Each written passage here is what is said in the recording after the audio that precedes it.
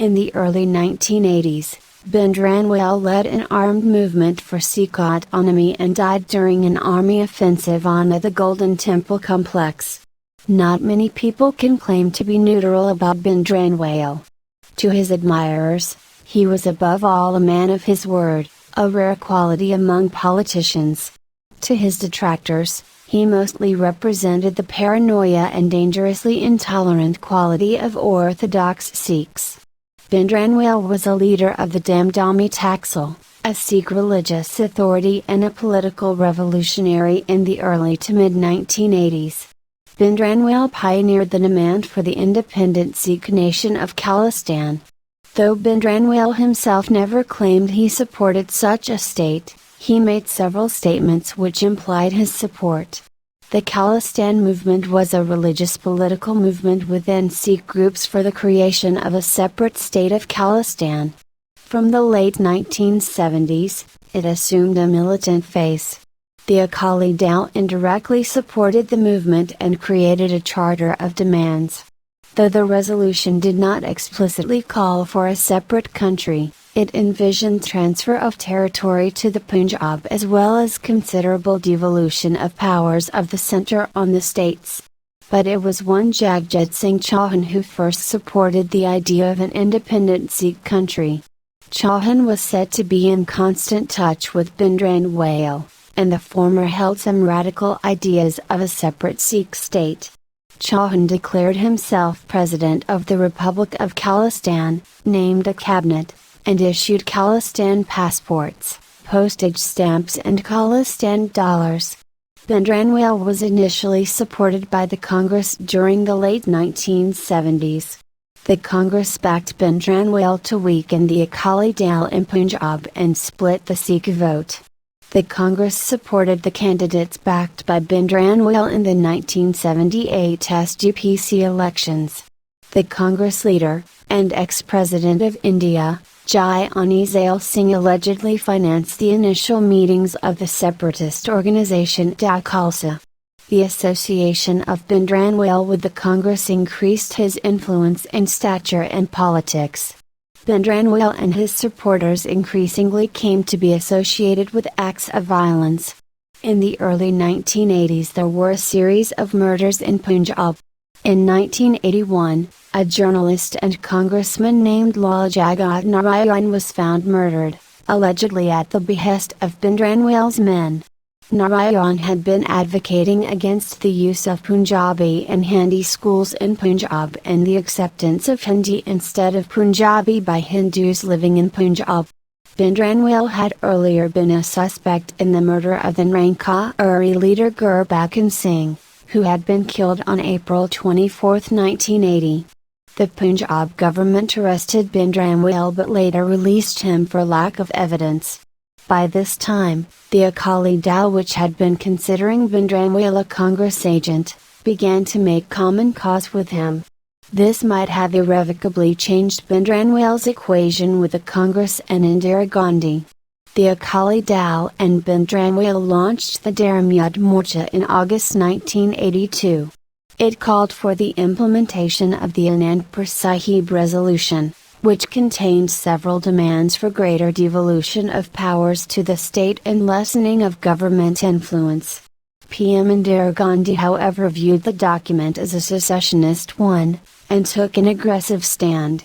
Agitations of the Morcha were violently suppressed by the police. Over 30,000 Sikhs were arrested. The violent acts of Bhindranwale's supporters continued with murders and bombings in Punjab.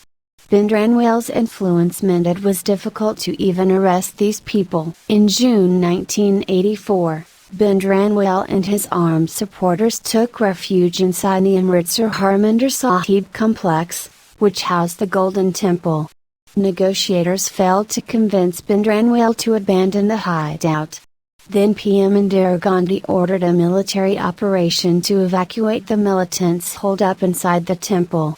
Beginning June 1, the army extensively moved into Punjab. After cutting off the media telecasts, water and electricity, and bringing the state to a halt, the army fought pitched battles with Sikh extremists in several parts of Punjab. Finally, it attacked the Harmandir Sahib complex on June 5. Between 42 to 74 other locations, most of them Gurudwaras, were also attacked. By June 7, the army had defeated the militants and gained control of the temple complex. By June 10, the operation was over. Bhindranwale was killed in the operation. The army's operation eventually led to the assassinations of Indira Gandhi and Army Chief Anshrivania.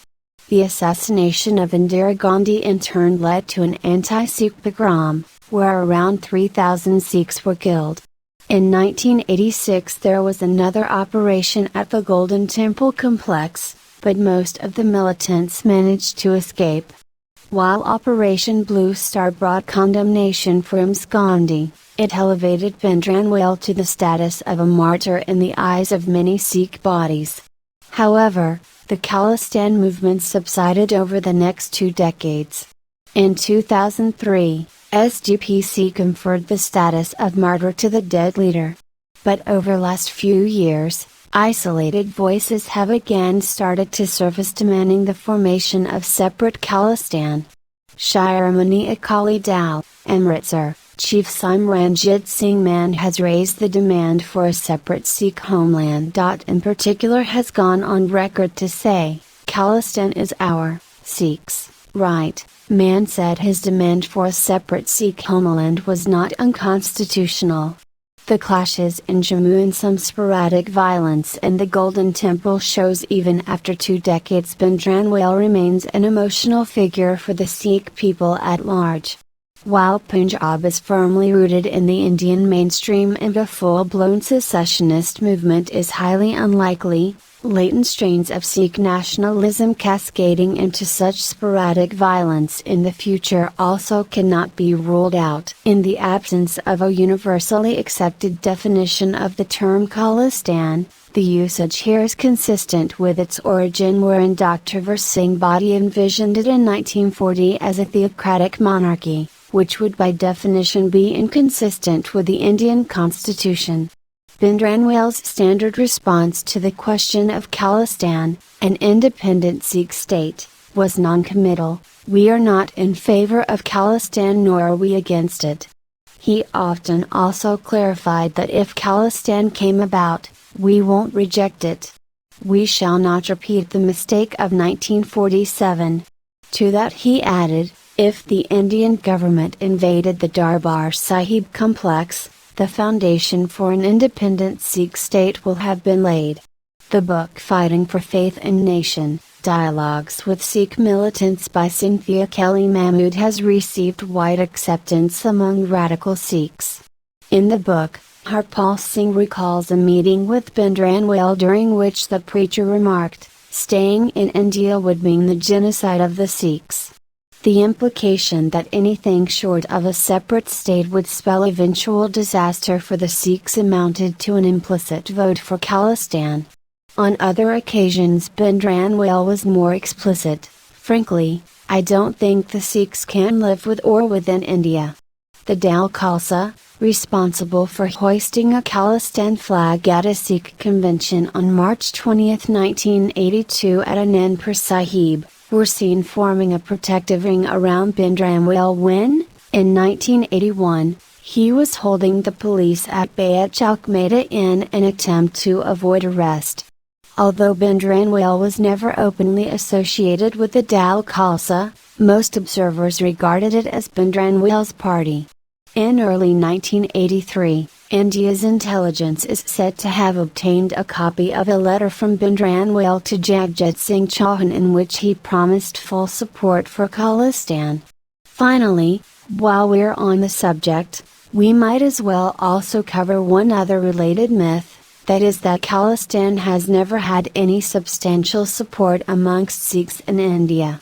In an interview with BBC correspondent Mark Tully just days before his death, SDPC President Gurcharan Singh Talra answered a question about his personal views on Khalistan by admitting that some personal desires are better kept hidden.